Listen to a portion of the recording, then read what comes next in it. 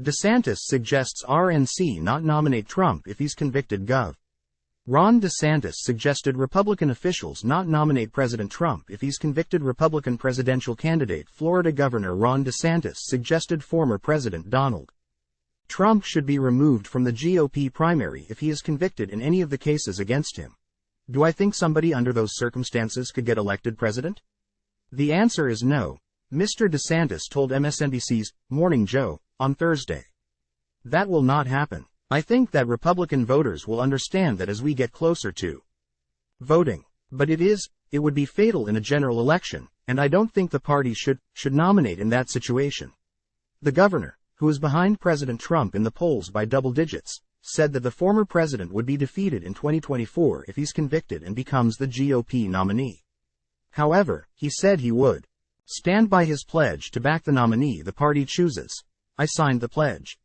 I'm a Republican. I don't think it's going to come to that, and I think we'll get the job done like we need to, but the reality is I signed it, and that's what I did, Mr. DeSantis said. When I signed the pledge, I knew. You never know what's going to happen, he added. It's a crazy process. People make different decisions, and I think my point of view on it was, I'm participating in this process. I've got the plan to win. We're going to win. In the interview, the governor said he believes the multiple indictments against President Trump have energized the former president's base and sucked the oxygen away from Republican challengers. When we got into the race, we were bracing for these indictments. I think it's helped him. I think it sucked out the oxygen. We knew it was going to be a brutal summer, Mr. DeSantis said. All those cases have actually helped him, because I think it has rallied support, because I think people are sympathetic. President Trump is facing dozens of felony counts in 4 criminal cases in Washington, New York, Florida, and Georgia. He has pleaded not guilty to the charges, saying the cases are designed to harm him politically.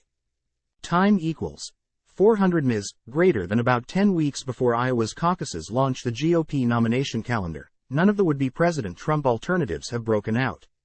And his grip on the 2024 nomination is as strong as ever. Since announcing his bid in May, Mr. DeSantis, who was previously touted as an alternative to President Trump, has failed to gain much traction.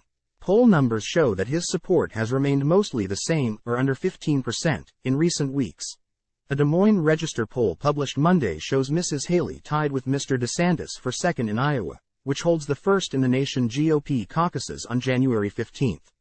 Both candidates are at 16%. That's 27 percentage points behind President Trump, whose support has been virtually unchanged since August despite several criminal indictments. Mrs. Haley and Mr. DeSantis are in an increasingly expensive battle against each other as they head into the third Republican primary debate next week. The former president will skip the primetime event, as he has the first 2 debates, and has said the Republican National Committee, RNC, should scrap any future debates and rally behind him to defeat President Joe Biden. There was a lot of donor support for Ron DeSantis at the start, but I think many donors today have stayed on the sidelines because either they fear retribution from Trump or they believe that Trump is inevitable, said Mark Short, a longtime senior advisor to former Vice President Mike Pence, who ended his presidential campaign on Saturday.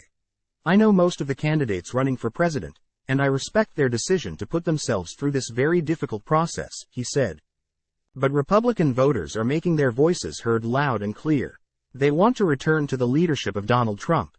In response, Andrew Romeo, a spokesman for the DeSantis campaign, told media outlets that the governor has the support of almost all Florida elected officials because he worked with them to deliver historic results for the conservative movement. The governor will win his home state because Floridians want to see a fighter who will bring the same type of results-oriented leadership to Washington that he has provided in the Sunshine State, he added.